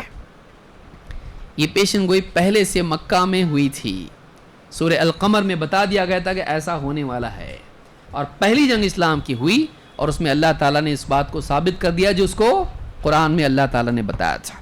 इस तरह की और भी कई पेशन गोइयाँ हैं। मिसाल के तौर पर सुलह हुदैबिया हुआ, सहाबा को दिखाई दे रहा था कि हम लोग तो गिर के मान रहे हैं उनकी बात। अल्लाह के नबी सल्लल्लाहु अलैहि वसल्लम हुदैबिया गए, आप मक्का जा रहे थे, रास्ते में रोक दिया गया हुदैबिया में, और लोगों ने कहा, मुशरिकीन ने कहा हम आगे जाने नहीं देंगे तुमको, और आपके साथ 1500 सहाबा थे। नबी सल्लल्लाहु अलैहि वसल्लम उम्रा के लिए जा रहे हैं, साहबा उम्रा के लिए जा रहे हैं, उन्होंने कहा नहीं हम आने नहीं देंगे मक्का में, अभी जाओ वापस, अगले साल आने का। और वहाँ पर मुआहदा हुआ, मुशरिकीन आप सल्लल्लाहु अलैहि वसल्लम मुआहदे के लिए तैयार हुए, पीस ट्रीटी, कभी अमन भी करना पड़ता है, हमेशा लड़ना नहीं रहता है, तो आपने मुआहदा किया उनसे, जंग नहीं करेंगे 10 साल तक, और उन लोगों ने कैसी सरकशी वाली शर्तें रखी। आपने कहा लिखो, हज़रत अली को लिखने के लिए बोले, लिखो ये मोहम्मद रसूलुल्लाह की तरफ से मुआहदा किया जा रहा है। बोले रसूलुल्लाह कट करो, हम रसूल मानते तो झगड़ा करते क्या? नहीं, हम रसूल नहीं मानते, लिखो मोहम्मद इब्न अब्दुल्लाह की तरफ से है। हज़रत अली बोले मैं नहीं कट करूँगा, मैं कट नहीं करूँगा, हमारे रसूल का नाम ये इंसल्ट है हमारे लिए। आपने कहा बताओ कहाँ है, कहाँ लिखा हुआ है? कहा देखो इधर है, उंगली रखो। आपने अपने हाथ से कट किया रसूलुल्लाह को, आपने अपने हाथ से रसूलुल्लाह को कट किया। ठीक है करो मुआहदा, अभी वापस जाएंगे, उम्रा नहीं करने देंगे, अगले साल आना, और अगले साल आएंगे 3 दिन से ज़्यादा रुक नहीं सकते वापस जाने का, और तलवार लाएंगे तो तलवार खुली निकाल नहीं सकते, उसको म्यान में रखना, म्यान थैले में रखना, और हमारी तरफ से तुम्हारे पास कोई मुसलमान होके आया वापस देने का, तुम्हारा कोई आया हम वापस देंगे नहीं। एक तरफा शर्तें, वन साइडेड। नबी सल्लल्लाहु अलैहि वसल्लम ने कहा ठीक है ठीक है ठीक है, सबको कबूल करते चले गए। सहाबा बोले हम लोग लड़ने को तैयार है ना, आप क्यों पीछे हट रहे हैं? आप क्यों उनकी बातों पर, शर्तों पर आप उनको क्यों कबूल कर रहे हैं, क्यों मुआहिदा कर रहे हैं? हज़रत उमर जैसा शख्स कहा अल्लाह के रसूल क्या ऐसा नहीं कि हम अगर कत्ल हो जाए तो जन्नत में, और इनको कत्ल कर दे तो जहन्नम में, और क्या आप अल्लाह के सच्चे रसूल नहीं? फिर हम डर रहे क्यों हैं? हम लोग क्यों इनके साथ में गिर के मुआहदा कर रहे हैं? हम निचला पहलू क्यों ले रहे हैं? मगलूबियत के साथ क्यों इनके साथ में हम इनकी बातें मानते क्यों चले जा रहे हैं? आपने कहा मैं अल्लाह का सच्चा रसूल हूँ, अल्लाह मेरा मददगार है। यही बात अबू बकर सिद्दीक रज़ी अल्लाह तआला ने कही। सारे सहाबा के मूड ख़राब थे एकदम, क्या हम लोग है ना जान देने के लिए हमारे नबी का ऐसा इंसल्ट करेंगे और हम लोग बर्दाश्त करेंगे, और हमको वापस जाना पड़ रहा, हम नहीं मानेंगे इसको। लेकिन नबी सल्लल्लाहु अलैहि वसल्लम के फ़ैसले के आगे किसी की चलती थी नहीं। लेकिन दिल मुरझाया हुआ था। दिल कैसा था? मुरझाया हुआ था, दिल बहुत दुखी था। हम लोगों को बहुत इंसल्ट करके यहाँ से भेजा जा रहा है, हम लड़ सकते थे, हमने भगाया इनको, बदर में भगाया, औद भी भगाया हमने, लेकिन आज हमको इनके साथ क्या करना पड़ रहा है? मुआहदा करना पड़ रहा है। तो अल्लाह के नबी सल्लल्लाहु अलैहि वसल्लम, अनस इब्न मालिक कहते हैं लम्मा नज़लत, अल्लाह ताला ने जब वापस लौट रहे थे, सारा मुआहदा हुआ और सबका मूड ख़राब, तो अल्लाह के नबी सल्लल्लाहु अलैहि वसल्लम ने जो अपनी यानी हदी थी उसको वहीं ज़बह कर दिया, कुर्बानी के लिए जो जानवर लेके गए थे ज़बह कर दिया उसको वहीं पे, और आपने सर भी मोड़ दिया और सब कुछ कर दिया, और आप सहाबा का एकदम दिल मुरझाया हुआ था। वापस लौट रहे थे कि अल्लाह ताला ने आयत नाजिल की, सूरत नाजिल की, इन्ना फतहना लका फतहम मुबीना, हमने आपको खुली फतह दे दी। सिचुएशन दिखाई दे रही है ऐसी, लेकिन उस वक्त में आयत क्या नाजिल हो रही? हमने आपको विक्ट्री दे दी, और यहाँ दिख रहा कैसा है? ये तो डिफीट होके जा रहे ऐसा लग रहा है एकदम, सारी शर्तें उनकी मान के हम जा रहे हैं। لیکن اللہ تعالیٰ نے کہا ہم نے آپ کو کھلی فتح دے دی. صحابی کہتے ہیں انس بن مالک رضی اللہ تعالیٰ عنہ لما نزلت انا فتحنا لك فتحا مبینا لیغفر لك اللہ الى قوله فوزا عظیما، فوزا عظیما تک آیتیں نازل ہوئیں سورہ فتح کی. مرجعه من الحدیبیۃ وهم یخالطهم الحزن والکآبہ. واپس لوٹ رہے تھے صحابہ، عمرہ نہیں کیے، واپس آ رہے ہیں اور حدیبیہ میں تھے، اور ایسے وقت میں کہ اندر دکھ اور بالکل سفر کی تکلیف اور بالکل پریشانی ان سے چمٹی ہوئی تھی، بہت دکھی تھے، وہ بہت تکلیف میں تھے. وقد نحر الہدی بالحدیبیہ، اور اللہ کے نبی صلی اللہ علیہ وسلم نے حدیبیہ ہی میں اپنا قربانی کا جانور قربان کر دیا تھا. وہاں جانے بھی نہیں ملا، حرم تک جانے بھی نہیں ملا، راستے ہی میں ذبح کرنا پڑا، واپس جاؤ، عمرہ نہیں. آپ صلی اللہ علیہ وسلم جب یہ آیت نازل ہوئی تو فرمایا لقد انزلت علی آیۃ ہی احب الی من الدنیا جمیعا. آج مجھ پر ایسی آیت اللہ نے نازل کی ہے کہ یہ آیت مجھے ساری دنیا سے زیادہ پسند ہے. دنیا کے سارے خزانے، نعمتیں، ساری چیزیں ان کے مقابلے میں یہ آیت مجھ کو زیادہ پسند ہے. کیوں؟ اللہ نے فتح دے دی، اللہ تعالیٰ نے جنگ بند کروا دی، تو مشرکین اور مسلمان دونوں کا معاملہ لڑائی کے میدان میں طے ہو رہا تھا، اب علمی دلیل کی روشنی میں طے ہوگا، کیونکہ اب مار پیٹ بند، جنگ بند، ہمارے افراد اب علم کی دنیا میں آپ سے لڑیں گے. علم کی دنیا میں ٹکیں گے نہیں. جنگ میں تو بھی تلوار، تمہارے پاس کتنی، ہمارے پاس کتنی، ہمارے پاس کتنے آدمی، تمہارے پاس کتنے آدمی. اب یہاں پہ ایک آدمی کھڑا ہو کے بولے، 1000 آدمی سن رہے ہیں، سب کے سب اشہد ان لا الہ الا اللہ. علم کے مقابلے میں اب ان میں ٹکنے کی طاقت نہیں تھی، تو آپ نے وار ہی بند کرا دیا. اب ہاتھ نہیں، اب بات، اور بات کے میدان میں اسلام کی طاقت مضبوط. تو یہی وجہ ہے کہ آپ دیکھیں اس کے بعد 2.5 سال کا عرصہ گزرا، 1500 گئے تھے، واپس آئے، مکہ جا نہیں سکتے تھے. بیچ میں ہی وہ لوگ آئے، بولے نہیں جانے کا، جانے نہیں دیں گے ہم. لیکن 2.5 سال کے بعد یہی لوگ 1500 نہیں 10,000 آئے، اور لڑنا بھی نہیں پڑا. اور ان کی حالت یہ ہو گئی کہ اللہ کے رسول صلی اللہ علیہ وسلم اعلان کر دیے جو اپنے گھر میں جائے گا اس کو قتل نہیں کریں گے. تو ساری پبلک کہاں جا کے بیٹھی؟ اپنے اپنے گھروں میں جا کے بیٹھے، لڑنا بھی نہیں پڑا اور فتح مکہ ہو گیا. یہ اللہ تعالیٰ نے بہت پہلے اس کی انفارمیشن دے دی تھی کہ آج ہم نے تم کو فتح دے دی. یہ فتح کی چابی ہے، یہ بیج ہے. آگے جا کے اب یہ حالات جو بن جائیں گے، مکہ فتح ہوگا. اور سارے وعدے اللہ نے بہت سارے اس میں ذکر کیے، اسی صورت میں ہے. آپ پوری صورت پڑھیے، آپ کو معلوم پڑے گا. تو 2.5 سال کے اندر، کیونکہ یہ جو نو وار پیکٹ ہوا، اس کے اندر کیا ہوا، ادھر کے لوگ ادھر، ادھر کے لوگ ادھر، آنا جانا شروع ہو گیا، اور اسلام کی دعوت دینے کا میدان کھل گیا. اب کیا ہو گیا، جنگ ہی نہیں. تو اب دونوں میں بات چیت ہونے لگی، اور کئی لوگ اسلام کی دعوت سے متاثر ہو کے مسلمان ہو گئے، اور جتنے مشرکین تھے ان کی صفیں کمزور ہو گئی، اور کئی لوگ مسلمان ہوئے، اور کئی لوگ ہجرت کر کے ادھر آئے. اور یہاں سے جب مسلمان جب گئے ہیں مکہ تو کتنے تھے، 10,000. اب ان کے پاس لڑنے کی بھی طاقت نہیں تھی. تو جیسے یہ لوگ جا کے واپس آئے تھے، اب کی بار جب گئے ہیں تو لڑنا بھی نہیں پڑا. مکہ میں گئے اور چابیاں منگائی اللہ کے نبی صلی اللہ علیہ وسلم نے، حرم کی، مسجد کعبہ کی چابیاں منگائیں گی، چپ چاپ لا کے دینا پڑا. مسلمان غالب ہو گئے بغیر لڑے، اور آپ نے سب کو معافی کا اعلان کیا. جب کوئی غالب آتا ہے تو بادشاہ کیا کرتا ہے، پکڑ پکڑ کے ایک ایک کی گردن اڑاتا ہے. اللہ کے رسول صلی اللہ علیہ وسلم نے ایسا نہیں کیا. آپ نے کہا جو ابو سفیان کے گھر میں چلا گیا اس کو بھی امن دیا جائے گا، کوئی فلاں کے یہاں گیا اس کو امن دیا جائے گا، کسی کو ہم قتل نہیں کریں گے. جو لڑے گا نہیں اس کو کوئی نہیں قتل کرے گا، نہیں لڑے گا تو نہیں قتل کریں گے. ایک صحابی نے کہا الیوم یوم الملحمہ، آج جنگ کا دن ہے. آپ نے کہا ان سے جھنڈا لے لو، الیوم یوم المرحمہ، آج رحم کا دن ہے. اور آپ نے سب کو معاف کر دیا. ہوتا ہے ایسا؟ نہیں ہوتا ہے. آپ نے سب کو معاف کر دیا، جنہوں نے آپ کو ستایا تھا، جو بھی لوگ تھے سب کو معاف کر دیا. غالب آنے کے بعد آپ نے معاف کیا، لیکن غالب آئے اور لڑنا بھی پڑا نہیں، یہ اللہ تعالیٰ نے پہلے ہی بتا دیا تھا، اور سچویشن اتنی سیریس تھی کہ ایسا کچھ دکھتا تھا نہیں، ایسا کچھ دکھائی نہیں دیتا تھا کہ ہم غالب آئیں گے، معاملہ تو الٹا دکھ رہا ہے، لیکن اللہ فرما رہا ہے کہ تم کو ہم نے کیا دے دی؟ فتح دے دی۔